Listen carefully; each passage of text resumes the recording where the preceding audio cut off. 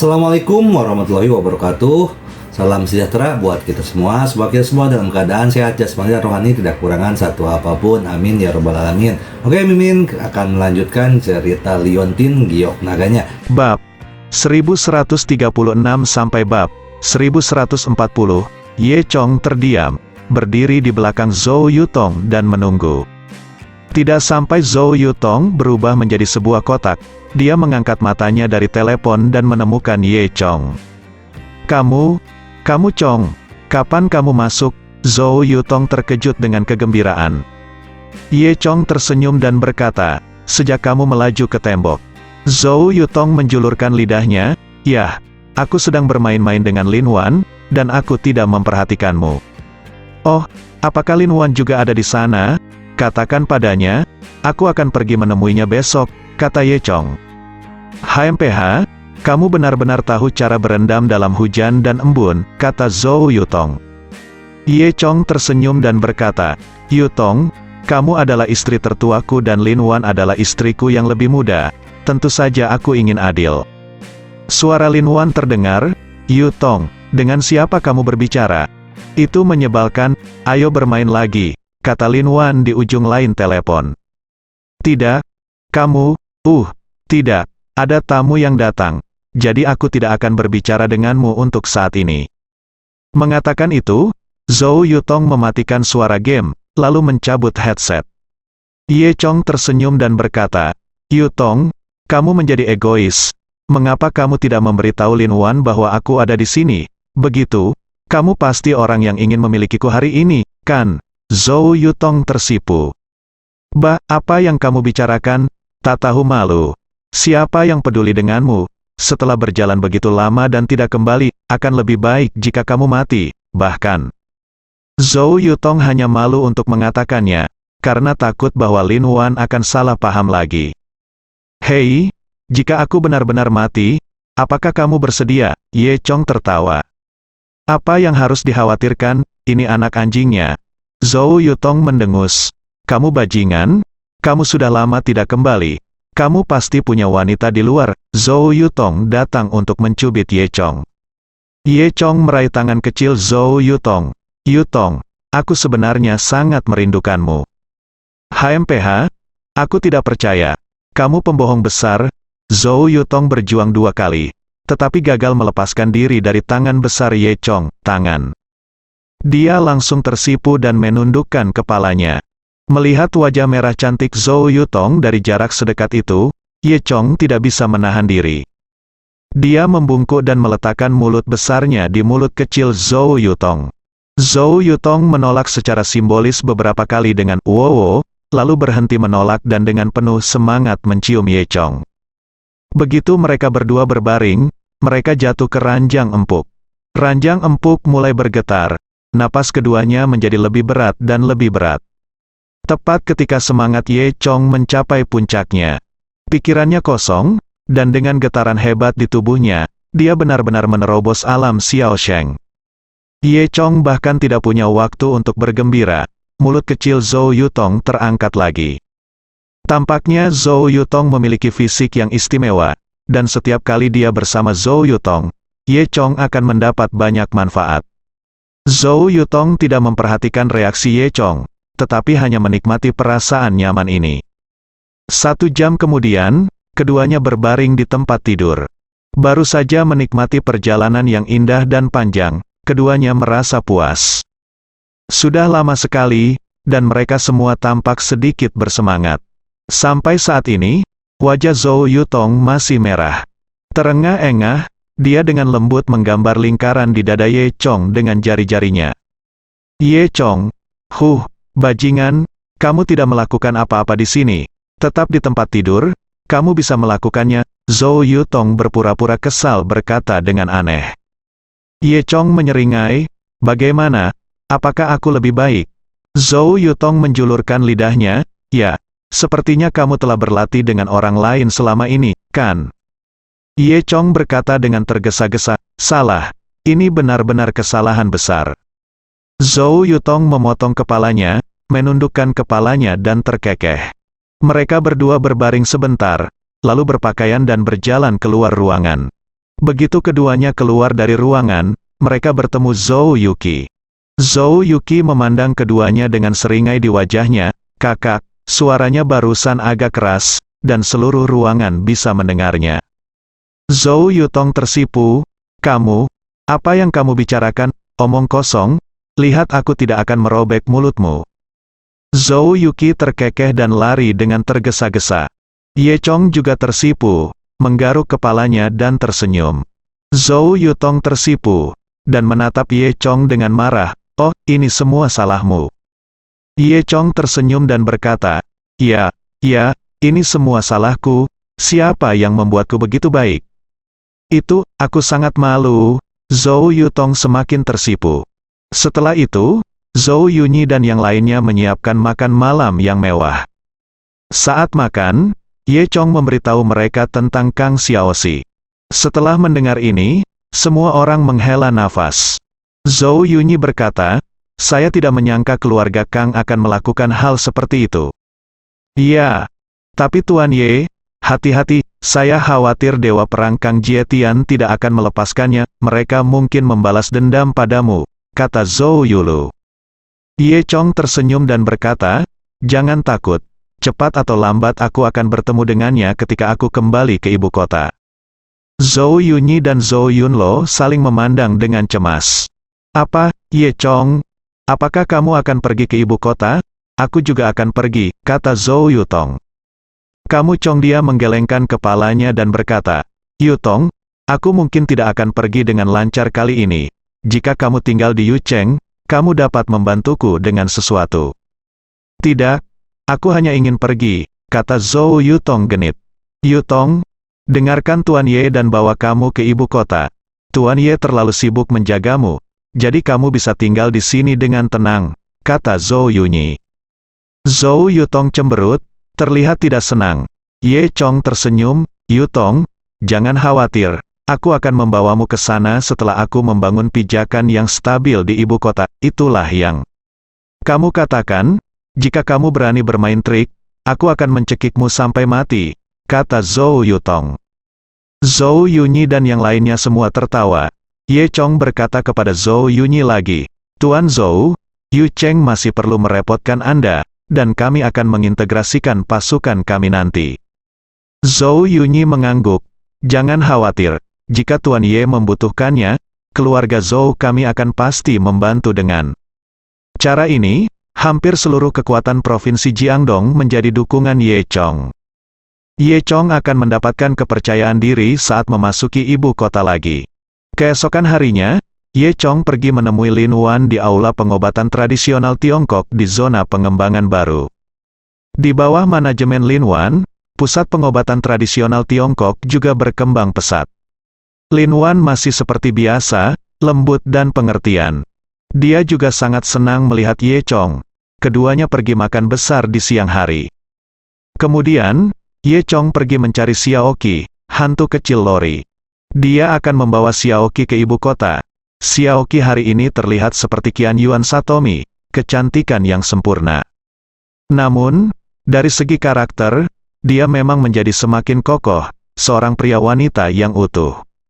Dengan bantuan Ye Chong, kekuatan Xiaoqi pada dasarnya telah mencapai kondisi puncak prajurit peringkat kuning. Setelah semuanya diatur, Ye Chong membawa Xiaoqi dan menaiki pesawat ke ibu kota. 5 jam kemudian, pesawat mendarat, keduanya tiba di Bandara Internasional Xiaoxing Beijing. Sebagai ibu kota China, Beijing tidak setinggi namanya. Bangunan-bangunan di antara kota-kota, dengan rasa kesederhanaan yang kuat, memancarkan sejarah yang kaya di mana-mana. Naik taksi dari Airport Road dan langsung menuju ke distrik Dongcheng. Terlihat gedung-gedung tinggi di kedua sisi jalan. Dinding yang mengelupas dan dekorasi tua di bagian luar bangunan menunjukkan bahwa bangunan ini memiliki sejarah yang panjang. Dapat dikatakan bahwa di kota-kota lain, bangunan ini sudah dibangun ketika mereka masih hidup di era pertanian ketika laki-laki bertani dan perempuan menenun. Inilah perkembangan maju ibu kota sebagai ibu kota China. Mobil mewah melewati jendela Ye Chong, terlalu banyak orang kaya di sini. Sopir taksi berbicara dengan aksen kapital, bertanya, Saudara-saudara, Anda terlihat seperti berasal dari tempat lain, bukan? Jangan khawatir, kami menyambut Anda di ibu kota. Jika Anda ingin pergi, beritahu saya, dan saya akan menunjukkan jalannya. Xiao Qi berkata dengan penuh semangat, aku ingin makan es krim. Sejak melihat seseorang makan es krim di bandara barusan, Xiao Qi tidak pernah melupakannya. Biarkan saya memberitahu Anda, ada begitu banyak makanan lezat di Beijing, terutama ada es krim rasa kacang, itu enak, saya jamin jika Anda memakannya sekali, Anda akan menginginkan gigitan kedua, Xiao Qi diberitahu oleh supir taksi. Ya, mulut saya berair, awalnya perjalanan 20 menit, butuh 1,5 jam penuh untuk mengemudi, dan waktu diblokir di jalan. Ada terlalu banyak mobil di ibu kota, bahkan jika lalu lintas sangat berkembang, masih akan ada kemacetan. Itu juga pertama kalinya Ye Chong merasakan kemakmuran unik ibu kota. Ibu kota Cina memang layak. Setelah sampai di distrik Dongcheng ibu kota, setelah turun dari mobil, Xiao Qi buru-buru membeli es krim. Saya secara khusus memesan es krim rasa kedelai. Bos melihatnya, Qi, apakah kamu yakin? Xiao Qi menirukan nada suara supir taksi dan berkata, saya ingin susu kedelai. Akibatnya, setelah menyesapnya, Xiao Qi mengancam akan memukuli supir taksi tersebut hingga tewas. Setelah itu, Ye Chong meminta Xiao Qi untuk pindah sendiri. Dapatkan akrab dengan dunia bawah tanah di sini. Arti Xiao Qi tentang keakraban, secara alami adalah untuk memberikan pakaian kering pada tempat ini. Ye Chong tidak khawatir. Lagi pula, Xiao Qi membutuhkan waktu kurang dari 3 hari untuk menguasai seluruh dunia bawah tanah Yucheng. Xiao Qi seperti ikan besar yang hidup, jika dia memasukkannya ke kolam air ibu kota, dia pasti akan membalikkan tempat itu. Xiao Qi sangat senang, dia tidak mengatakan apa-apa kepada Ye Chong, dan melarikan diri sendiri. Setelah itu, Ye Chong pergi mencari Tang Chun. Tang Chun bukan anggota keluarga Tang sekarang, tetapi menyewa rumah pribadi sederhana di distrik Dongcheng di ibu kota. Ye Chong mengikuti alamat itu dan masuk ke komunitas tempat Tang Chun tinggal. Lingkungan ini terlihat sangat tua, tidak terlalu mewah. Itu hanya area perumahan biasa. Ye Chong datang ke pintu gedung 3, 1403, dan membunyikan bel pintu. Setelah itu, Tang Chun membuka pintu. Tang Chun sedang membersihkan pekerjaan rumah, mengenakan pakaian rumah putih, dengan rambut diikat menjadi sanggul, dan sepasang sandal kepala kelinci yang lucu di kakinya. Dia terlihat sedikit malas, tapi lucu. Ye Chong, kamu di sini. Tang Chun melihat Ye Chong. Semua keluhan yang dia derita dalam beberapa hari terakhir membanjiri, dan dia tidak bisa menahannya untuk sementara waktu, matanya memerah, dan dia meledak, menangis. Ye Chong bergegas maju, membelai rambut Tang Chun. Xiao Chun, aku membuatmu merasa bersalah. Sekarang aku di sini, serahkan padaku. Denganku di sini, akan membuatmu diintimidasi lagi. Tang Chun mengangguk dengan patuh, dan menenangkan. Duduklah sesukamu, di sini relatif kecil. Rumah ini memang tidak besar, dibandingkan dengan villa mewah yang pernah ditinggali Tang Chun di Luzhu sebelumnya, jauh sekali. Ini adalah satu kamar tidur dan satu ruang tamu. Ada sofa kecil di ruang tamu. Di depan sofa itu sederhana ada meja kayu dan TV kecil di dinding. Di kamar tidur, ada tikar tatami. Meskipun kamarnya kecil, tetapi dirapikan oleh Tang Chun. Ye Chong bertanya dengan rasa ingin tahu, Xiao Chun, kenapa kamu tinggal di sini? Setelah itu, Tang Chun menceritakan kisahnya. Ternyata keberadaan Tang Chun diberitahukan kepada keluarga Bai. Chun menemukannya kembali, Tang Chun tentu saja tidak mau mendengarkan. Jadi Tang Chun keluarga mengikat Tang King Feng kembali untuk memeras Tang Chun. Tang Chun tidak punya pilihan selain kembali ke ibu kota, begitu. Dia tiba di keluarga Tang Chun dan mereka bertengkar hebat, lalu pergi dari sana lagi. Keluarga Tang sebenarnya tidak peduli di mana Tang Chun selama ini. Selama Tang Chun muncul di pesta pertunangan dengan putra tertua keluarga Bai sebulan kemudian, itu sudah cukup mereka. Hanya tahu bahwa selama Tang King Feng ditahan, Tang Chun secara alami tidak akan dapat melarikan diri dari Gunung Wuzi mereka. Setelah Tang Chun lari dari keluarga Tang, dia menyewa rumah di sini dan tinggal di sana sementara. Berbicara tentang ini, wajah Tang Chun bos sedikit lebih khawatir. Apa yang harus saya lakukan sekarang? Ye Chong berpikir sejenak dan berkata, "Mengapa kamu tidak melakukan ini? Aku akan pergi dan membunuh putra tertua dari keluarga Bai, dan tidak ada yang akan memaksamu." Tang Chun berkata dengan po'oh, "Jangan, aku tidak bicara omong kosong." Dia tidak. Bagaimana kamu bisa membunuh orang yang tidak bersalah tanpa pandang bulu? Selain itu, keluarga Bai di ibu kota tidak boleh tersinggung. Ye Chong terkekeh. Aku hanya bercanda. Setelah selesai berbicara, dia memandang Tang Chun dengan sungguh-sungguh. "Xiao Chun, bukankah kamu mengatakan bahwa saya ingin kembali ke keluarga Tang dengan identitas yang membuat keluarga Tang memandang saya? Saya pikir waktunya sudah matang sekarang." Tang Chun berkata dengan bengong. "Sekarang, saya khawatir kekuatan kita belum mencapai level ini." Nyatanya, Tang Chun juga mempertimbangkan masalah ini. Bahkan jika kita mentransfer semua aset salon kecantikan, termasuk grup Longshan, ke ibu kota, itu hanya dapat dianggap sebagai perusahaan menengah, yang tidak di mata keluarga Tang, kata Tang Chun. Ye Chong tersenyum dan berkata, "Apakah kamu lupa bahwa aku masih di sini? 1 bulan sudah cukup bagiku untuk berkembang." Tang Chun telah melihat kepercayaan diri seperti ini pada Ye Chong berkali-kali. Apalagi, setiap saat, itu membuktikan bahwa kepercayaan diri Ye Chong benar. Tang Chun mengangguk, memperlihatkan 2 lesung pipit yang manis. "Hihi, terserah kamu, jangan khawatir, kamu wanitaku, aku tidak akan membiarkan orang lain menggertakmu." Ye Chong tersenyum jalan. Tang Chun tersipu, "Bah, siapa wanitamu? Tidak tahu malu." Setelah itu, Tang Chun menghela nafas dan mengeluh. Semuanya harus disalahkan pada Sun Yiqiang terkutuk itu. Sun Yiqiang, jantung Ye Chong berdetak kencang. Tang Chun mengangguk, "Dialah yang memberitahu keluarga Bai keberadaanku. Kalau tidak aku tidak akan kembali sekarang." Itu sebabnya, Ye Chong menyipitkan matanya, "Dia benar-benar pantas mati. Apakah kamu tahu di mana dia, benarkah?" Tang Chun tertegun, Kamu benar-benar ingin membunuhnya?" Ye Chong benar-benar mengangguk. "Kamu?" Tang Chun terdiam beberapa saat. Ye Chong tersenyum dan berkata, "Bukan karena ini, bajingan Sun Yiqiang membunuh temanku, dan aku ingin balas dendam." Tang Chun masih merasa ada yang tidak beres. "Saya pikir lebih baik menyerahkannya kepada pihak berwenang.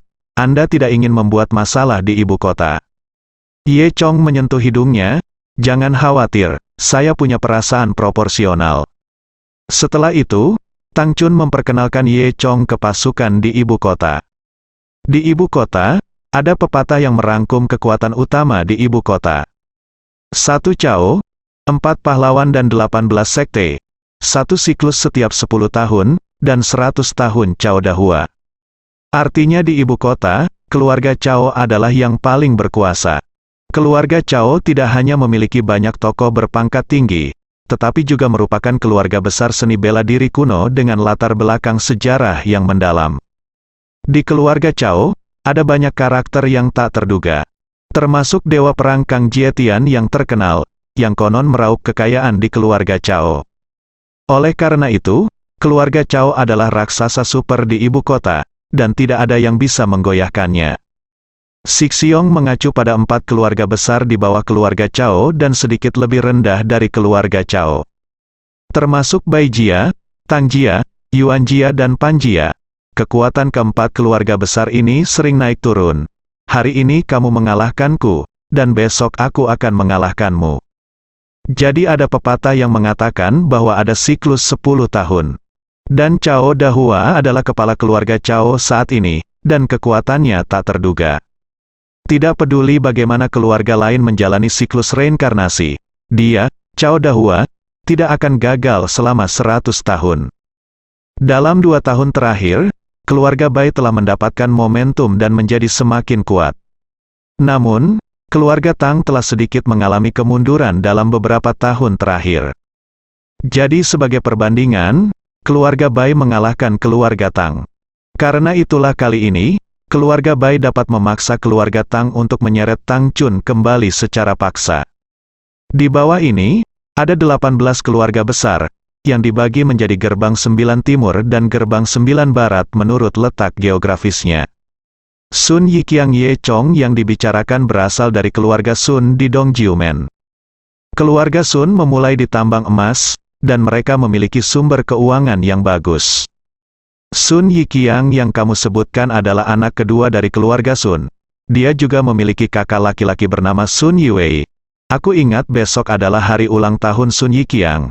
Dia harus mengadakan pesta ulang tahun di kapal pesiar keluarga Sun, Tang Chun dikatakan. Ye Chong mengangguk, itu sangat bagus. Tang Chun sedikit khawatir, Ye Chong, apakah kamu akan menyusahkannya? Ye Chong tersenyum dan tidak mengatakan apa-apa. Ye Chong, kamu baru saja datang ke ibu kota. Kamu harus tetap rendah hati dan jangan membuat masalah. Tahu, kata Tang Chun. Ye Chong menyentuh hidungnya. Jangan khawatir. Siapa aku, Lao Ye? Bagaimana aku bisa membuat masalah, Tang? Chun mendengus. Tampaknya tidak mempercayai Ye Chong. Ye Chong tidak punya tempat tinggal. Jadi dia hanya tinggal di kabin Tang Chun malam ini. Setelah mengobrol sebentar, Ye Chong mengatakan sesuatu terjadi, jadi dia keluar sendirian. Oke, lalu aku akan menunggumu kembali dan makan malam, Tang Chun berkata. Dia tampak seperti menantu kecil. Ye Chong meninggalkan komunitas sambil tersenyum.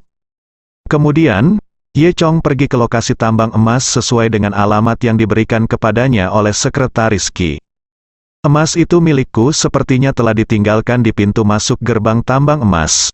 Gerbang berkarat dikunci dengan rantai besi, dan bukaan. Pintunya cukup besar untuk dilewati sepeda. Gerbang besi bertuliskan, matahari. Ada ruang penjaga di pintu gerbang, dan di dalam ruang penjaga, seseorang sedang tidur tengkurap. Nampaknya meski tempat ini sudah lama ditinggalkan, keluarga Sun sepertinya tidak menyerah di sini. Setelah itu, Ye Chong diam-diam memasuki kompleks penambangan. Di halaman, ada beberapa gerobak tambang dan beberapa alat penambangan, semuanya berkarat, melangkah. Lebih jauh, saya melihat tambang yang gelap. Ye Chong tidak ragu-ragu, dan langsung pergi ke tambang. Tambang, yang seharusnya bekerja dengan lancar, sekarang ditinggalkan. Di dalam tambang, semua rumor nafas tanah, lingkungan tambang sangat gelap dan sangat sepi. Ye Chong berjalan di tanah tambang, meskipun langkah kakinya sangat ringan, dia masih bisa mendengar gema, dong dong dong. Setelah berjalan di sepanjang jalan tambang selama sekitar 1 jam, Ye Chong mencapai ujung tambang. Hanya ada satu gerbang batu di sini. Di sekitar gerbang batu terdapat beberapa bekas penggalian. Dan semakin dekat ke gerbang batu, semakin sedikit jejak yang menunjukkan bahwa para penambang secara bertahap berhenti menggali di sini. Dan di dalam tanah di sekitar gerbang batu, samar-samar Anda bisa melihat emas yang berkilauan. Ini membuktikan bahwa urat emas telah diperpanjang selamanya. Bukan karena urat emasnya hilang dan pekerjaannya terhenti, tapi karena pintu ini, yang menghalangi para penambang untuk bekerja. Ye Chong mencoba, tapi pintu batu itu tidak bisa dibuka sama sekali. Faktanya, keluarga Sun telah menggunakan segala macam cara, tetapi mereka tidak dapat membuka gerbang batu. Apalagi yang aneh adalah di balik gerbang batu itu, terdengar suara tangisan yang aneh setiap malam. Sejak tambang digali sampai ke gerbang batu, ada kematian aneh para penambang setiap hari. Belakangan, keluarga Sun juga meminta banyak pendeta Tao untuk memeriksanya, tetapi tidak satu pun dari mereka yang dapat melihat masalahnya. Segera, tidak ada penambang yang berani datang ke sini untuk bekerja. Tempat lain bekerja untuk mendapatkan uang, tempat ini sangat buruk untuk bekerja. Karena itu, tidak ada yang akan bekerja untuk berapa banyak uang yang diberikan. Lambat laun, di sini menjadi sepi. Namun, di balik gerbang itu, masih ada banyak sekali tambang emas yang menunggu untuk ditambang. Oleh karena itu, keluarga Sun hingga saat ini belum menyerah dengan tempat ini. Ye Chong melihat ke pintu dengan hati-hati lagi. Dia menemukan bahwa di pintu, ada 2 bentuk cekung. Pada saat ini, Ye Chong tiba-tiba teringat sesuatu. Dia mengeluarkan sepotong batu giok kuno dari senjata ajaib luar angkasa. Batu giok kuno ini persis saat itu, Sun Yiqiang memainkan mesin tembak dan kalah dari Ye Chong. Ye Chong memasukkan batu giok kuno ke dalam depresi di pintu, dan itu sangat pas. Namun, dengan batu giok kuno ini saja, pintunya tetap tidak bisa dibuka. Karena sepotong giok kuno diperlukan, keduanya harus dimasukkan ke dalam depresi bersama untuk membuka pintu. Ye Chong pernah mendesak Sun Yiqiang tentang asal-usul batu giok kuno ini. Sun Yiqiang berkata bahwa seorang penambang mengambilnya dan menyerahkannya kepada perusahaan. Kemudian, Sun Yiqiang membawanya ke sisinya sepanjang waktu. Memikirkannya sekarang, para penambang yang dibicarakan Sun Yiqiang pasti para penambang yang bekerja di sini. Dan penambang yang mengambil batu giok kuno mungkin mengambilnya di tambang ini. Karena satu bagian dapat diambil, yang lain juga harus diambil. Namun, Ye Chong tidak tahu di mana bagian lainnya. Tanpa batu giok kuno, jika Anda ingin mengandalkan kekuatan eksternal, sepertinya Anda hanya dapat menemukannya nanti. Tampaknya tidak mungkin pintu itu dihancurkan oleh kekuatan eksternal. Bagaimanapun, keluarga Sun telah mencoba berbagai cara. Tampaknya satu-satunya cara untuk membuka gerbang batu ini adalah dengan menemukan sepotong batu giok kuno lainnya. Memikirkan hal ini, Ye Chong membawa Guyu kembali. Ketika dia hendak berbalik dan pergi, tiba-tiba dia mendengar teriakan aneh dari balik pintu. Kemudian, awan Yinqi melewati gerbang batu dan langsung menuju Ye. Ye Chong melihatnya dengan jelas. Jika manusia disentuh oleh Yinqi, dia pasti akan mati. Tampaknya inilah kebenaran kematian aneh para penambang di sini. Namun, ini bukan apa-apa bagi Ye Chong, melihat Yinqi mendekat. Ye Chong mendengus, dan energi naga dan phoenix di tubuhnya meledak, langsung menghilangkan energi Yin. Kemudian, Ye Chong mengabaikannya, berbalik dan pergi. 1 jam kemudian, Ye Chong kembali ke rumah Tang Chun. Segera setelah saya memasuki pintu, saya mencium aroma. Tang Chun menggunakan bahan yang ada, nasi isi, dan membuat mentimun dan telur untuk membuat sup. Ye Chong bahkan tidak tahu bahwa keahlian Tang Chun sangat bagus. Ini benar-benar tidak seperti nona muda yang manja. Tang Chun duduk di tepi meja dengan celemek masih tergantung di tubuhnya. Dia memandang Ye Chong sambil tersenyum, memperlihatkan 2 lesung pipi yang manis. Ye Chong, kamu kembali, cuci tangan dan makan. Jadi, saya harus mencuci tangan dulu. Kemudian, dia duduk di atas meja dan menggigit telur itu. Ya, Xiao Chun, ini sangat enak. Aku tidak menyangka kamu memiliki keterampilan seperti itu, puji Ye Chong. Tang Chun tersenyum dan berkata, benar, aku juga membuat acar gula dan bawang putih. Tapi masih belum enak, dan aku belum bisa memakannya, haha. Xiao Chun, kamu sangat berbudi luhur. Ye Chong berkata sambil tersenyum, lihat kami seperti ini, apakah kamu ingin hidup bahagia? Tang Chun Kiao tersipu, bah, apa yang kamu bicarakan? Setelah makan malam, Tang Chun melempar bantal ke Ye Chong, kamu tidur di sofa. Xiao Chun, bisakah kamu menanggungnya? Kenapa aku tidak pergi tidur juga? Tempat tidurmu sangat besar. Aku berjanji tidak akan melakukan apa-apa, kata Ye Chong sambil menyeringai. Tang Chun mendengus, menunjukkan 2 gigi taring kecil, tidak heran kamu percaya padaku, bajingan. Dengan itu, Tang Chun menutup pintu kamar. Ibu kotanya, Pelabuhan Selatan, sebagai outlet penting ibu kota, tempat ini memiliki banyak orang pada hari kerja. Seluruh pelabuhan dibagi menjadi 2 area kargo dan area penumpang. Begitu Anda mendekat ke sini, Anda bisa mendengar suara sirene yang merdu. Bunyinya tidak pernah berhenti, karena selalu ada kapal yang keluar masuk pelabuhan. Di bawah langit biru, sesekali Anda bisa melihat beberapa petrel terbang melintas, menatap para pekerja yang sedang membawa barang di pelabuhan. Saat ini, Ye Chong mengikuti kerumunan, mereka memasuki pelabuhan dari lorong penumpang. Di dermaga Nangang, ada 3 kapal penumpang, aliran orang datang dan pergi, membawa paket besar dan kecil, mengobrol dengan bersemangat dalam kelompok kecil. Apa yang akan Ye Chong tuju adalah kapal pesiar di tengah, yang merupakan kapal pesiar keluarga Sun. Kapal pesiar dan pertambangan adalah dua industri yang didirikan keluarga Sun di ibu kota. Biaya melaut dengan kapal pesiar sangat tinggi, dan keuntungan yang dibawa kembali juga sangat besar. Oleh karena itu, meskipun Sun Yiqiang mengadakan pesta ulang tahun di sana, tidak terlalu mewah sehingga dia bisa menyewa seluruh kapal pesiar. Banyak juga tamu yang bisa membeli tiket kapal pesiar.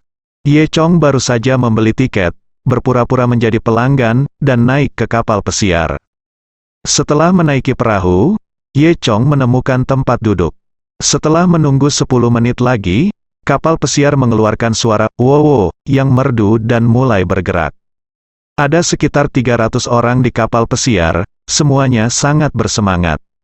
1 jam kemudian, kapal pesiar berlayar ke laut lepas, dan pengumuman di kapal mengumumkan bahwa kasino di lantai 2 telah dibuka.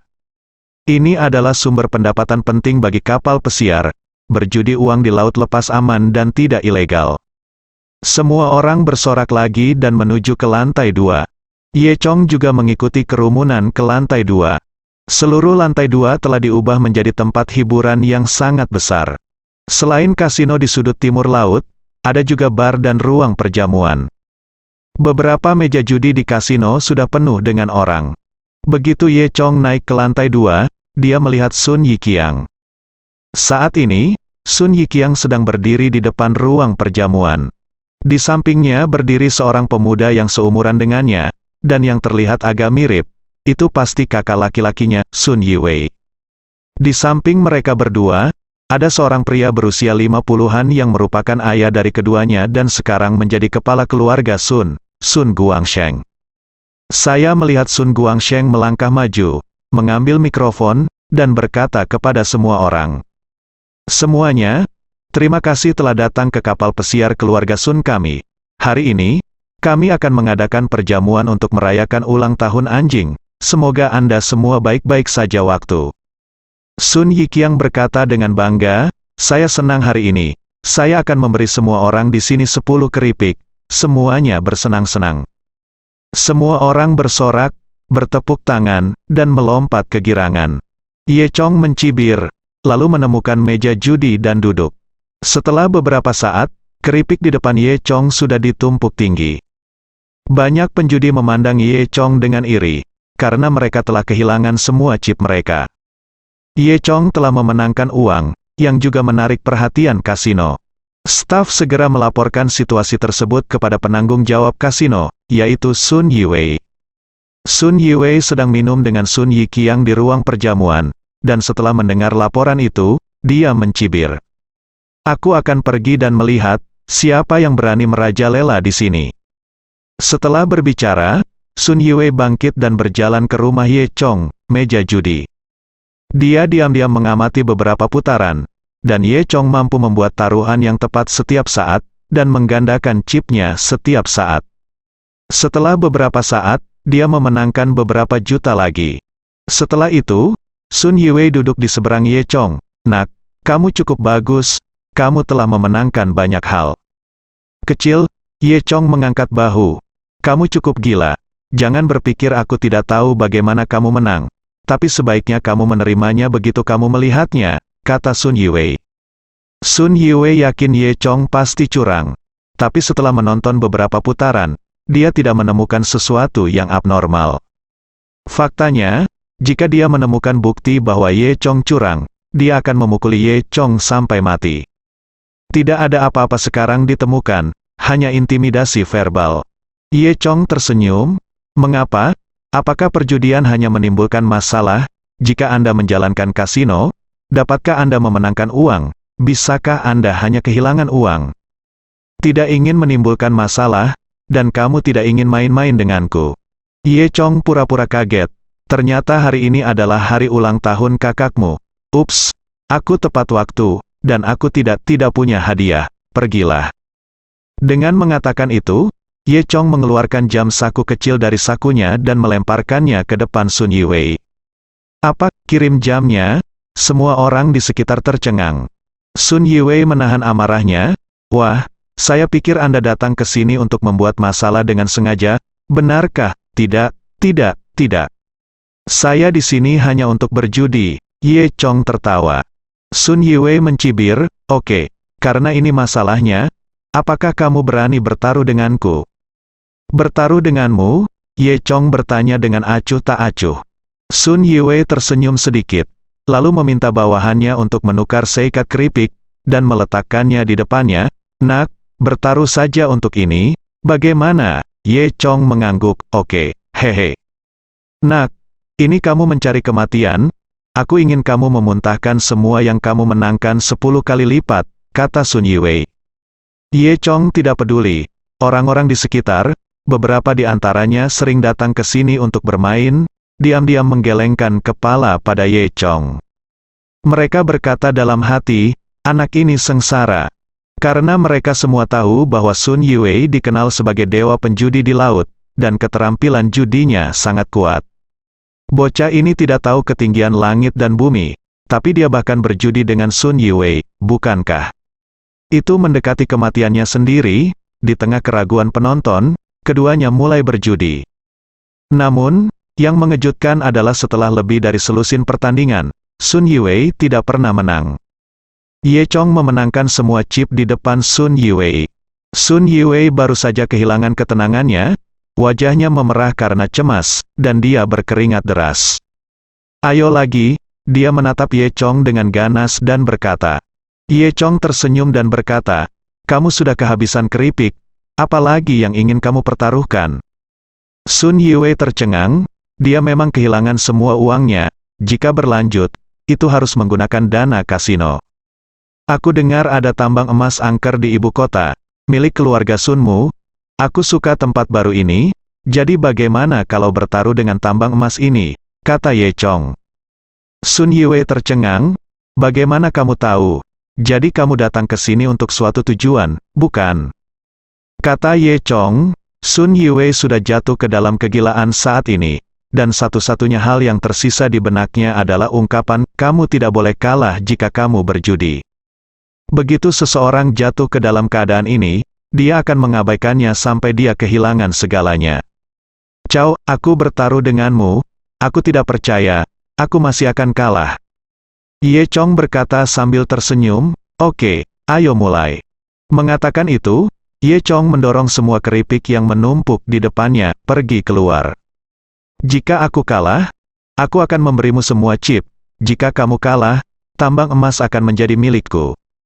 Tidak masalah, kata Sun Yiwei. Selanjutnya, kedua belah pihak menandatangani sertifikat kontrak. Selanjutnya, permainan berlanjut, tunggu, Sun Yiwei berkata. Kali ini, mari kita ubah permainannya. Ye Chong tersenyum dan berkata, oke, apa yang ingin kamu mainkan? Blackjack, kata Sun Yiwei. Ye Chong mengangkat bahu, terserah kamu. Kemudian, di depan mereka berdua, Bandar membentangkan setumpuk kartu dengan bagian belakang menghadap ke atas. Keduanya menggambar kartu mereka sendiri, dan siapapun yang nomornya dekat dengan Blackjack akan menang. Tetapi begitu melebihi Blackjack, mereka secara alami akan kalah. Sun Yiwei menarik napas, lalu menarik dua kartu berturut-turut. Balikkan dan lihat ada 2/10. Sudah 20 poin, dan kemungkinan menang sangat tinggi. Sun Yiwei menunjukkan seringai, kemudian, giliran Ye Chong untuk menarik kartu. Ye Chong menarik dua kartu, kartu pertama K, dan kartu kedua A, menambahkan hingga 14 poin. Melihat poin Ye Chong, Sun Yiwei tersenyum dan berkata, sepertinya aku akan menang kali ini. Dia merasa pasti akan menang, jadi dia tidak perlu menggambar lagi. Nak, kecuali jika kamu menggambar 7, kamu bisa menang melawanku.